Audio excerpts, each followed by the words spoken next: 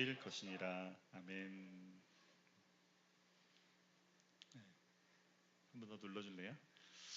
당신에게 한계가 있다는 생각이 당신의 발목을 잡는 유일한 한계다. 베스트셀러 작가이자 심리학자인 웨인 다이어가 쓴 의도의 힘이라는 책에 나오는 문장입니다. 웨인 다이어는 의도는 모든 사람이 가지고 있는 무한한 힘이며 이를 제대로 이해하고 활용할 때 자신의 삶을 원하는 대로 변화시킬 수 있다고 말합니다. 그에게 의도란 이렇게 해야지 저것을 해야지라는 단순한 행동 계획이 아니라 현실을 만들어내는 근본적인 힘입니다. 다만 우리가 그 의도를 알지 못해서 부정적으로 사고하기 때문에 이런 사고를 바꾸기만 하면 우리 자신의 한계를 넘어서 새로운 일들을 이뤄낼 수 있다고 주장합니다. 우리 의도를 따라 살아가는 사람의 특징을 몇 가지 설명하고 있는데, 자신이 하려는 일이 잘 될 것임을 확신해라. 꿈이 이루어지는 미래를 상상하며 의지력을 강화해라.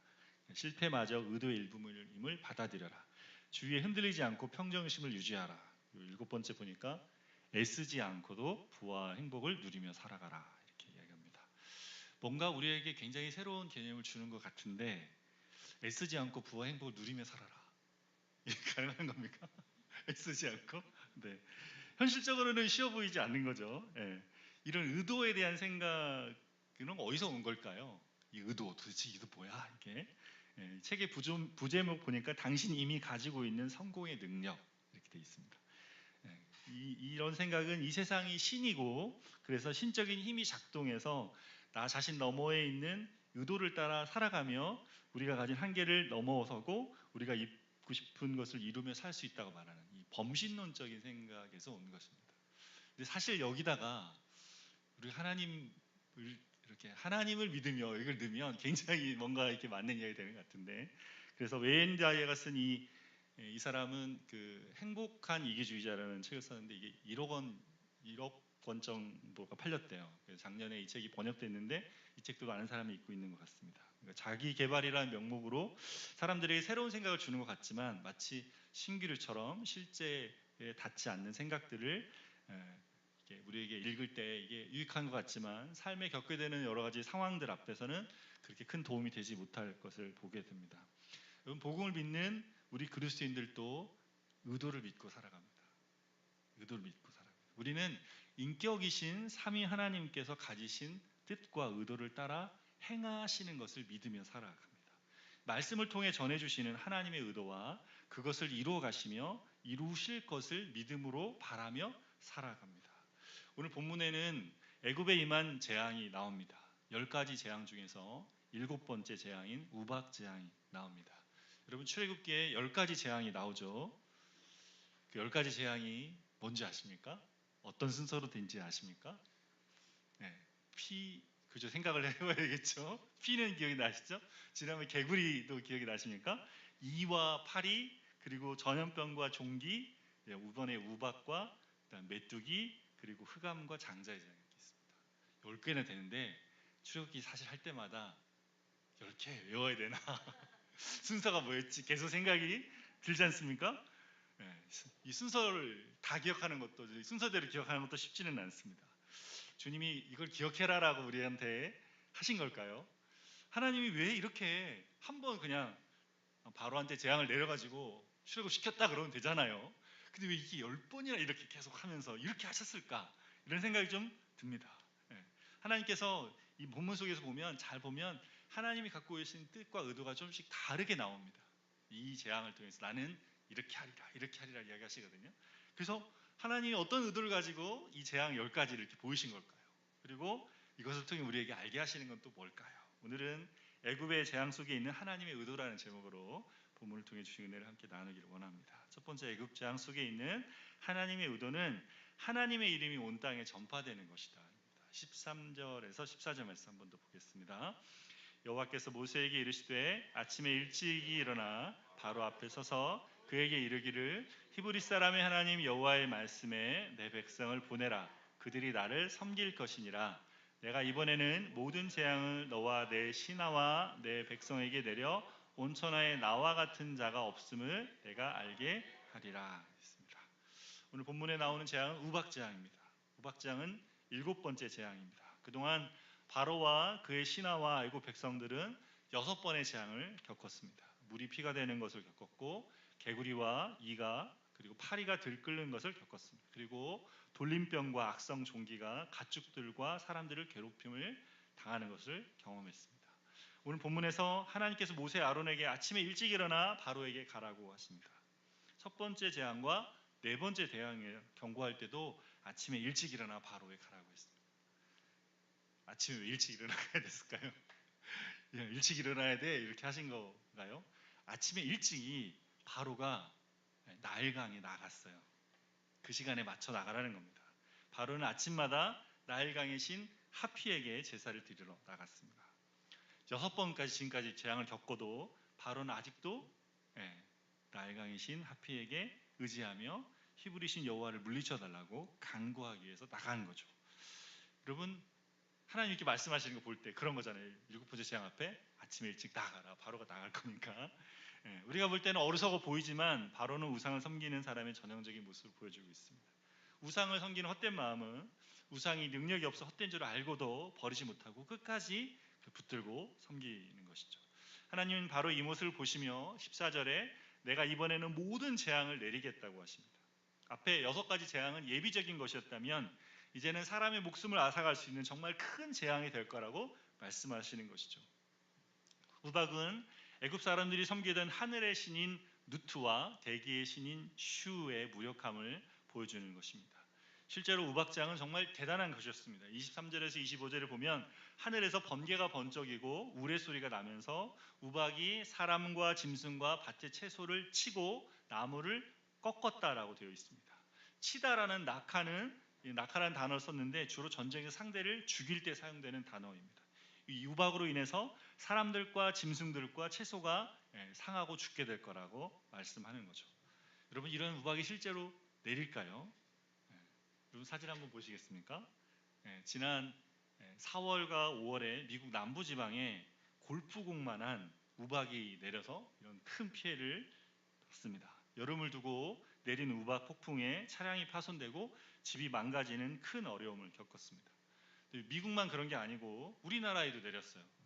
지난 5월에 강원도에 내린 우박으로 수확을 앞둔 배추밭이 쑥대밭이 되고 새로 싹이 나던 고추의 싹이 모두 잘려나갔습니다. 성경에서 말하는 이런 우박이 그때뿐 아니라 지금도 이렇게 내리고 있는 것이죠. 이렇게 내린 우박은 기상 이변 때문으로만 내린 것이 아니고 애굽에 내린 이 우박은 지금 내린 게 기상 이변이지만 애굽에 내린 우박은 하나님께서 의도하신 것이었습니다. 애굽에 내린 7번째 재앙은 이렇게 천둥과 번개가 치는 자리에 비와 함께 돌덩이만한 우박이 쏟아진 것이죠. 그러면 어떻게 되겠습니까? 지금 어떻게 보이죠? 그죠? 이런 골프공만한 것도 이렇게 되는데 돌덩이만한 게 어떻게 되겠습니까? 끔찍한 상황이 벌어졌겠죠. 그래서 하나님은 이 우박 재앙을 경고하시면서 이렇게 말씀하십니다. 16절 말씀 같이 보겠습니다. 내가 너를 세웠음은 나의 능력을 내게 보이고 내 이름이 온 천하에 전파되게 하려 했습니다. 이 우박을 포함해서 애굽에 내리는 재앙들을 통해 하나님께서 하고자 하신 게 뭐예요? 하나님의 능력을 보이고 하나님의 이름이 온 천하에 전파되게 하려 하신 것이죠. 하나님이 이 재앙을 통해서 하나님의 능력을 보이고 계셨습니다. 하나님이 하나님의 뜻대로 천하 만물을 주관하시며 그분의 뜻대로 다스린다는 것을 세상에 나타나고자 하신 것이죠. 또한 그 어떤 존재와 권력도 하나님을 대적할 수 없으며 하나님께서 뜻하신 것은 반드시 이루시는 것을 세상에 알리고자 하신 것입니다. 이것을 세상이 알게 하기 위해서 단번에 재앙을 내려 끝내는 것이 아니고 여러 차례 걸쳐서 애굽에 재앙을 내리고 계신 것이죠. 하나님이 왜 이것을 알리고자 하신 것입니까? 1차적으로는 바로와 바로의 신하들, 애굽 사람들이 하나님의 하나님 되심을 알고 하나님의 뜻에 따르도록 하기 위한 것입니다. 마음을 강팍하게 하고 있는 바로 왕과 신하들과 애굽 사람들 중에 하나님의 하나님 되심을 보며 하나님께 나올 수 있도록 그들에게 하나님의 능력을 보여주고 계신 것이죠. 여러분, 신약에 보면 요한계시록에서도 7 나팔과 7 대접을 통해서 하나님께서 심판하실 때 이렇게 한 번에가 아니라 여러 번의 단계를 걸쳐서 하고 계시는 것을 보여줍니다. 하나님께서 이 땅을 단번에 심판하심으로 끝내는 것이 아니라 이 땅의 역사와 개인의 삶 속에서 하나님의 심판을 부분적으로 보여주시며 단계적으로 행하시는 것이죠. 하나님이 이렇게 행하시는 이유가 뭡니까? 하나님 되심을 인정하고 믿게 하기 위해서입니다. 디모데전서 2장 4절에 같이 읽어보겠습니다. 하나님은 모든 사람이 구원을 받으시고 진리를 아는 데 이르기를 원하시느니라.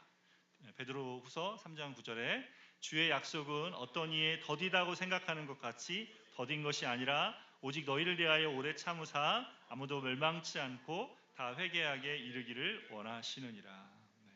하나님이 삶 가운데서 우리 안에서 모든 사람이 진리를 알고 하나님 참아주시면서 돌이키기를 기다리고 계신 거죠. 삶에서 벌어지는 일들을 보면서 하나님 되심, 하나님 계시고 하나님이 하나님이시구나는 것을 깨닫고 하나님께 돌이켜서 구원받고 하나님의 다스림 가운데 들어가도록 하기 위해서 이렇게 하고 계신 것입니다. 온 천하에 하나님 같은 분이 없는 줄 아는 사람, 그런 사람으로 살아가도록 하기 위해서 그런 거죠. 그런 사람은 어떻게 반응해야 됩니까? 하나님 앞에 자신의 마음을 낮추고 겸손함으로 반응해야 됩니다. 내리시는 우박 재앙 속에서 하나님은 마음에 대해서 계속해서 말씀하고 계십니다. 14절을 한 번 더 보겠습니다. 같이 읽겠습니다. 내가 이번에는 모든 재앙을 너와 내 신하와 내 백성에게 내려 온 천하에 나와 같은 자가 없음을 내가 알게 하리라. 우리말 성경에는 너와 내 신하와 내 백성에게라고 되어 있지만 히브리어 성경에 립베카라는 단어를 써가지고 여기서 내 마음과 되어 있습니다. 내 마음과 내 신하와 내 백성에게라고 되어 있습니다. 바로에게 재앙을 내리는 것이 아니라 바로의 그 마음에 이 재앙이 미치게 하겠다는 것이죠. 6번의 재앙을 보고 그것이 여호와가 하시는 일을 알면서도 재앙을 벗어나게 해달라고 그렇게 해서 재앙이 벗어나고 나면 이스라엘 백성을 보내겠다는 약속을 기만하고 계속해서 하나님을 거역하는 그 바로의 그 마음에 재앙을 내리겠다 하시는 거죠. 외적으로 보여지는 재앙뿐 아니라 마음의 재앙이 임하도록 하겠다는 겁니다. 이게 하나님이 내리시는 그 재앙을 보면서 이제 바로의 마음이 어떻게 되겠습니까? 두려움에 사로잡히게 하겠다는 것이죠. 17절에 보면 이런 바로의 마음을 이렇게 하나님 말씀하십니다. 내가 여전히 내 백성 앞에 교만하여 그들을 보내지 아니하느냐라고 하십니다. 바로는 하나님 내리신 재앙 속에서도 여전히 이스라엘 사람들을 자기 소유로 여기고 있습니다. 이스라엘이 하나님의 것인데 스스로 이스라엘의 왕임을 주장하면서 마음을 교만하게 하고 있었습니다. 지금 하나님께서 바로와 상대하시기 때문에 하나님 앞에서 자기의 모습을 바라봐야 되는데 자기가 가진 권세를 여전히 붙들고 스스로를 높이고 있었던 것이죠. 여러분, 겸손함이라는 것은 하나님 앞에 자신의 위치를 확인하는 것입니다. 다른 사람, 다른 누구나 어떤 것들과 비교해서가 아니라 하나님 앞에 내가 어떤 존재인지를 아는 것이 겸손입니다. 하나님 앞에서 내가 깨어진 존재로 죄인이지만 예수님의 은혜로 하나님의 자녀가 되었다는 것에 늘 마음이 머무는 사람이 겸손한 사람입니다. 이렇게 하나님 주시는 것에 자신을 비추지 않고 늘 다른 사람과 비교하는 사람은 어떻게 됩니까? 그것이 자기중심이 돼서 자기중심으로 하나님 앞에 내가 어떤지를 알지 않으면 내 스스로 나를 보면서 나를 가지고 다른 사람이나 상황들을 비교하기 때문에 이런 사람은 어떤 사람이 됩니까? 늘 교만하거나 열등감에 사로잡혀 살게 됩니다. 그 사람의 마음은 늘 누구보다 더 잘한다, 더 많이 안다, 내가 더 멋지다 이렇게 생각하거나 난 누구보다 잘 못한다, 난 잘 모른다, 더 멋지지 않다 이런 비교의식을 가지고 살아가게 됩니다. 여러분은 혹시 하나님 앞에서 자신을 보지 않고 다른 누구와 비교하면서 자기를 바라보고 있지는 않습니까? 만일 여러분이 그렇다면 하나님 앞에서 내가 누구인지 아는 겸손함이 필요합니다. 이 본문 안에서 이렇게 하나님 앞에 갖는 마음에 대해서 대조해서 보여주는 게 있습니다. 19절에 보면 하나님께서 이 우박 재앙을 피할 길을 미리 알려주십니다. 이 재앙이 사람이 죽을 정도로 심각한 것이었기 때문에 이 말씀을 듣고 재앙을 피할 길을 알려주십니다. 이것을 들은 사람의 반응이 두 가지로 나뉩니다. 어떻게 나뉩니까? 20절, 21절 말씀 읽겠습니다. 바로의 신하 중에 여호와의 말씀을 두려워하는 자들은 그 종들과 가축을 집으로 피하여 들였으나 여호와의 말씀을 마음에 두지 아니하는 사람은 그의 종들과 가축을 들에 그대로 두었더라. 말씀을 듣고 말씀을 마음에 둔 사람과 마음에 두지 않은 사람으로 나뉘는 거죠. 하나님을 두려워해서 말씀을 듣고 마음에 담은 사람은 우박재앙이 내리기 전에 어떻게 합니까? 자기 종들과 가축을 집으로 들였어요. 하나님 말씀 마음에 두지 않은 사람들은 자기 종들과 가축을 들에 그대로 두었습니다. 그래서 어떻게 됐어요? 우박이 내렸을 때 모두 죽게 되었습니다. 당시에는 애굽에는 가축을 보관하는 외양간 같은 공간이 따로 없었다고 합니다. 그래서 가축을 데리고 오려면 어떻게 해야 됩니까? 집안에 들이려면 없는 공간을 만들어야 되잖아요. 그러면 창고를 어떻게 해요? 치워야 되죠. 창고를 치우고 어떻게 해요? 부엌 같은 부엌 살림살도 내배고, 그죠? 혹여 방으로까지 들여야 되면 그 냄새나는 짐승들이 들어와야 되는 상황이 불편해야 돼요. 불편해. 그걸 하려면 종들을 들이고 짐승들을 집으로 들이는 거는 굉장히 불편한 일이었어요. 그러니까 어떻게 해야 됩니까? 불편함을 감수해야 되는 거죠. 듣고 나서 어떻게 해요? 짐을 빼내고, 그죠? 들여와야 됐단 말이에요. 네. 그렇게 해야 이 번거로운 일을 했어야 어떻게 돼요? 종들과 가축의 생명을 구할 수 있었습니다. 하나님을 하나님으로 아는 사람은 주시는 말씀을 마음에 두고 그것을 따라 행하는 사람입니다. 그 말씀이 내 본성과 맞지 않고 그것이 때로 번거롭고 불편해도 마음속에 들어와 있는 그 말씀이 이끄는 대로 말씀을 따라 행하는 것이죠. 여러분은 어떠십니까? 마음에 깨달은 말씀이 있습니까?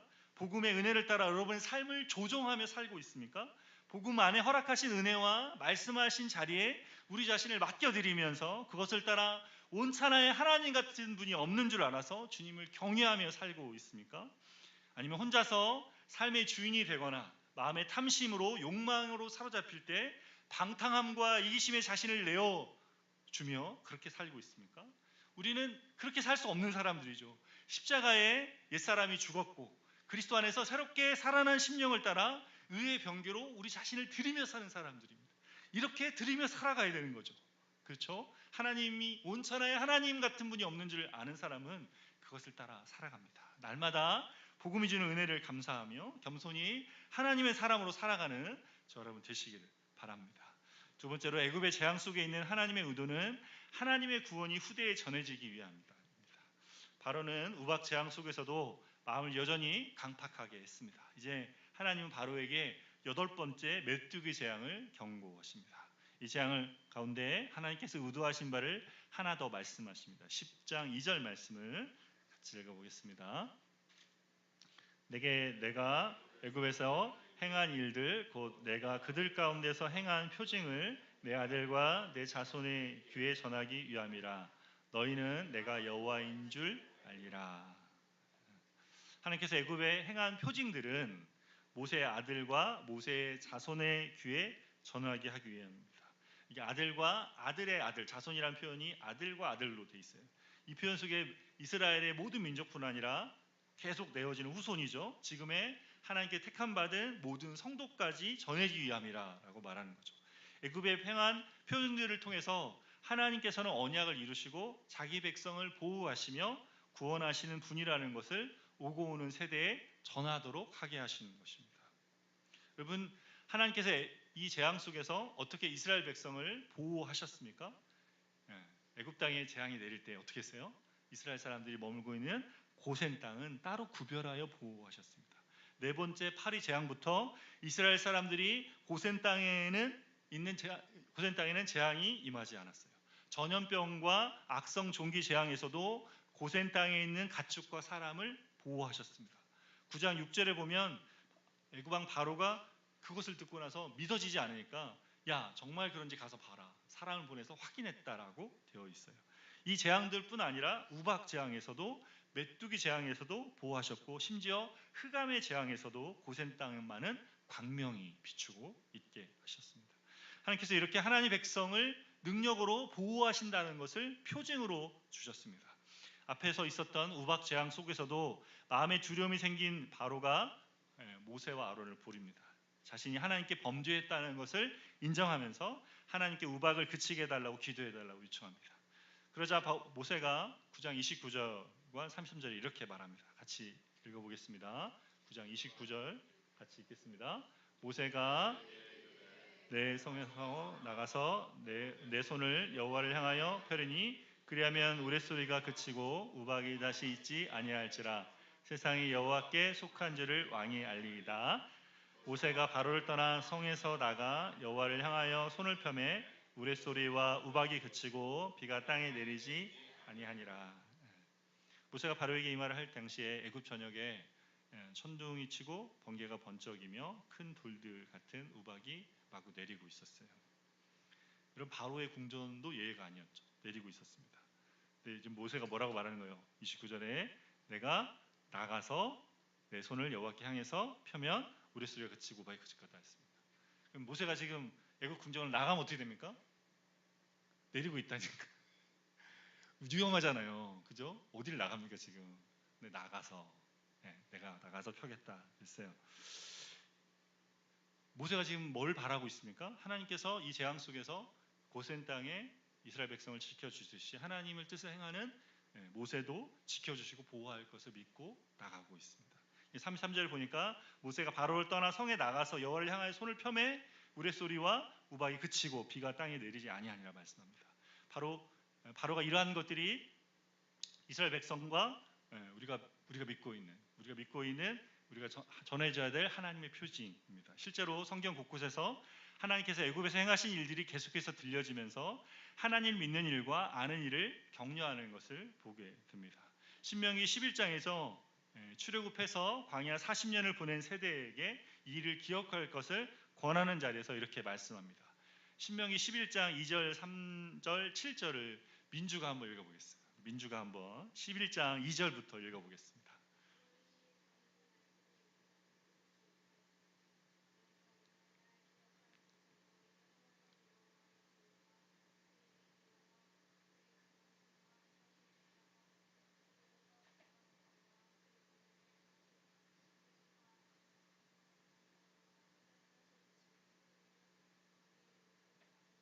지금 신명기에서 뭐라고 말하는 거예요?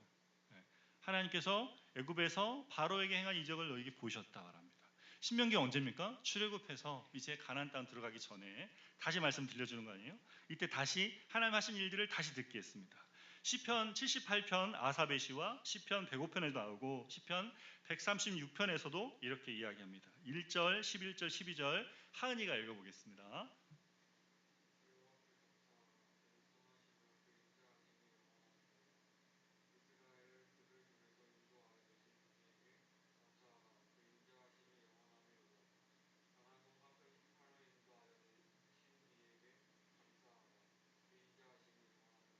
이스라엘 백성들 안에 뭐예요? 하나님이 하신 일들을 기억하고 그거를 시로 삼고 우리처럼 찬양으로 삼고 찬양하고 노래 부르는 일들을 계속하면서 자기 인생 가운데 하나님이 우리를 보호하시고 구원하시고 이끄셨다는 것을 같이 기억하며 살았습니다. 사도행전 13장에 사도 바울이 복음을 전하는 장면에서도 이 말씀이 나옵니다. 사도행전 13장에 16절, 17절 우리 현욱이가 읽어보겠습니다.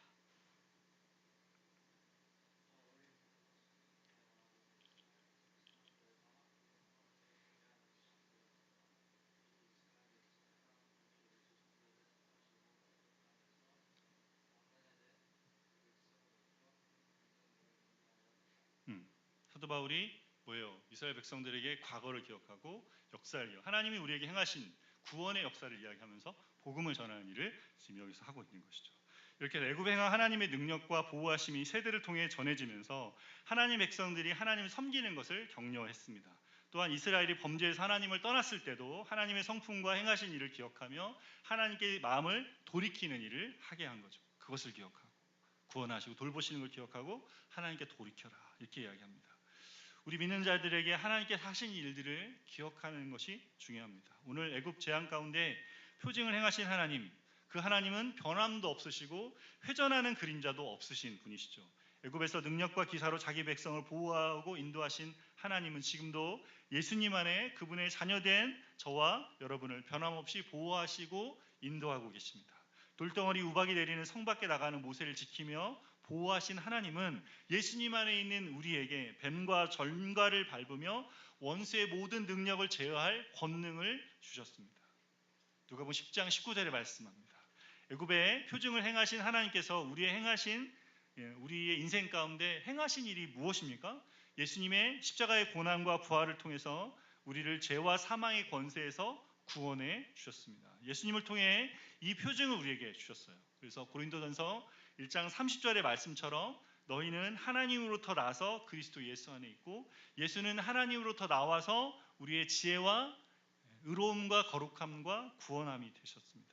예수님께서 우리의 구원이 되시고 우리의 지혜가 되시고 우리의 거룩함과 의로움이 되십니다. 여러분 날마다 우리는 이것을 아는 자로 살아가야 합니다. 뭔가를 안다고 할 때 그걸 지식으로 아는 것과 경험을 통해서 아는 것 두 가지가 있어야 됩니다. 머리로만 아는 것은 머리에만 남게 되죠. 머리로 아는 그 지식이 경험될 때 그것이 참 지식으로 자리하게 됩니다. 지난번에 저희가 공부의 정서 수련을 같이 하면서 공부하면서 배우는 것에 대해서 나누면서 이걸 준비하면서 새롭게 알게 된 것이 있습니다. 지식과 지혜와 명철인데 지식은 아는 겁니다. 공부한다는 건 그러잖아요. 뭔가 배우고 아는 겁니까? 근데 배우고 알게 되면 우리 안에 들어온 것들은 과거가 돼요. 머릿속에 들어와 있는 거니까 과거가 됩니다. 근데 많이 알아도 이거를 어떻게 꺼내 써야 되지 않습니까? 어느 상황에 맞게 활용해야 되는데 그 활용하는 능력은 지혜에 속한 겁니다.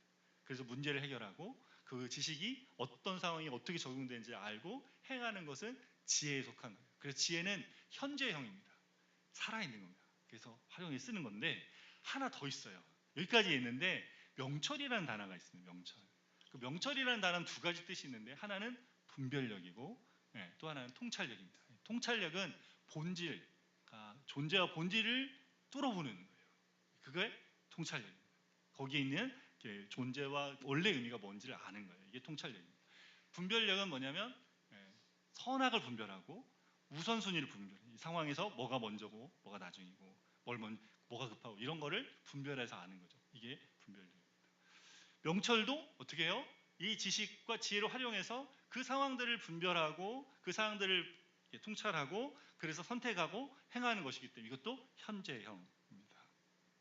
여러분 우리가 하나님을 안다고 할 때 성경을 통해서 오늘 이 말씀을 통해서 애굽의 재앙을 내리신 하나님을 우리가 알 수 있어요. 그거 알 때 듣고 우리 머릿속으로 알 수 있어요. 하나님이 10가지 재앙을 내리셨고 애굽에 바로에게 재앙을 내리셨고 하나님이 그 의도를 가지셔서 온천에 하나님 같은 분이 없는지를 알게 하시기 원했고 후대에 하나님이 하나님 되신 것을 전하기 원하셨다. 우리가 알 수 있어요. 근데 그것이 우리 안에 살아있는 지식이 되려면 어떻게 됩니까? 이것이 들어와서 이것이 우리의 마음 안의 자리에서 우리의 삶의 자리에 적용되기 시작해요. 하나님이 우리가 알고 있는 그 하나님이 하나님 믿게 하신 그 자리가 이스라엘과 언약하신 그 일로 성취하신 그 일, 복음 안에 우리에게 주신 그것이 우리가 받아들이고 믿어 있어요. 복음을 믿는 것은 뭐예요? 지식을 따라 이루어집니다. 그러니까 지식을 저희가 배우고 나누고 있잖아요. 계속 말씀을 나누고 공부하고 교제하면서 우리에게 지식이 들어오기 시작합니다. 근데 그 지식이 어떻게 돼요? 지혜와 명철을 통해 적용돼야 됩니다. 삶에 실제하는 것으로 나타나요. 복음하는 지식이 우리 존재와 삶의 자리에 어떻게 적용되는지를 안 다음에 살고 있는 삶의 현장에 적용돼야 돼요. 뭘 통해서? 지혜와 명철을 통해서 적용돼야 돼요. 그래서 성령이 어떤 분이십니까? 모략의 신, 지혜의 신.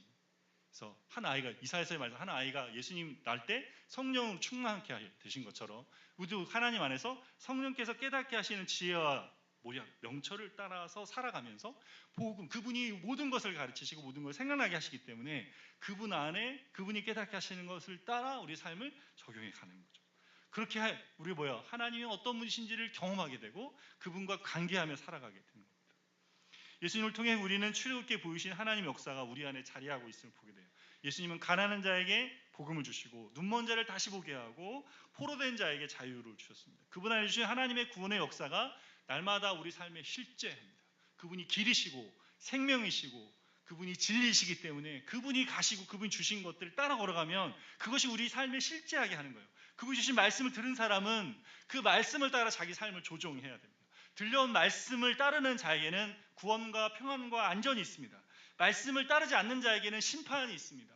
너희가 나를 믿지 않는 사람은 이미 심판받았다. 원래도 예수님 안에 없는 사람은 원래도 깨어진 세상 안에 깨어진 죄악 가운데 그 안에 심판받은 죄로 살아가는 거죠. 근데 삶에서 또 벌어지는 그 심판의 일들이 자기에게 임하게 되는 것입니다. 복음은 자연적인 우리 본성과 맞지 않는 일이기 때문에 그것이 우리에게 일어났다는 선언입니다. 복음을 믿고 있다면 이 복음에 합당한 삶을 살도록 우리 삶을 조정해야 됩니다. 마구간이 없는데 우박이 내린다고 하셨고 그것에 마음을 두면서 공간을 만들어야 했던 것처럼 창고를 치우고 부엌 살림살이를 비우며 종과 짐승들을 우박 피할 곳을 마련한 것처럼 우리 삶에도 주님과 함께할 공간을 만들어야 돼요. 그분이 주신 진리, 참되고 선하고 아름다운 진리를 들은 자로 그것이 말하는 바를 따라서 우리의 마음의 자리를 조정해야 됩니다. 그 자리를 내어드려야 됩니다. 이 진리를 따라 우리 삶을 조정해야 돼요. 단지 복음을 아는 것에서, 한 번 믿는 것에서 그치는 것이 아니라 그것으로 우리의 모든 것이 새로워지는 자리를 내고 그 자리를 나아가며 이것이 왜 진리인지, 왜 참된 것인지, 왜 생명이 되는지를 경험해 가야 됩니다. 주님은 세상에서 우리에게 그런 자리를 경험케 하시는 분이십니다. 모두가 다 똑같이 유박을 받고 전염병을 당하고 또 메뚜기 떼의 피해를 받음에도 이스라엘 백성들이 머물고 있는 고센 땅은 보호를 받았습니다. 그분이 우리의 수치와 연약함을 대신 당하시고 우리를 위해서 피 흘려 죽으셨습니다. 그래서 우리는 그분 안에서 안전할 수 있습니다. 우리의 모든 고난을 체휼하신 분이기 때문에 고난당하는 우리를 위로하시며 고난 중에도 안전하게 삶을 지나게 하시는 분이십니다. 여러분 삶이 고난 중에 있습니까? 주님의 놀라운 손길을 기대하시기를 바랍니다. 다른 사람들과 똑같은 자리를 나눈 것 같고 똑같은 상황 같지만 주님 안에 있는 사람, 복음 안에 있는 사람은 주님의 지팡이와 막대기로 인도하시는 목자 되신 주님의 손길 안에 머물게 됩니다. 애굽에 일어난 재앙 속에서 하나님을 기억하는 것처럼 하나님 지금도 우리의 삶에 일어나는 일들 속에서 우리가 복음을 기억하기를 원하십니다. 날마다 일어난 일들 속에서 복음이 말하는 바 그리스도께서 베푸신 은혜가 우리 삶에 실제하는 것을 기억하며 주님과 연합한 자로 살아가는 저 여러분 되시기를 바랍니다. 함께 말씀 기억하면서 적용 찬양 312장 찬송 312장 너 하나님께 이끌리 함께 찬양하고 기도하며 나가겠습니다.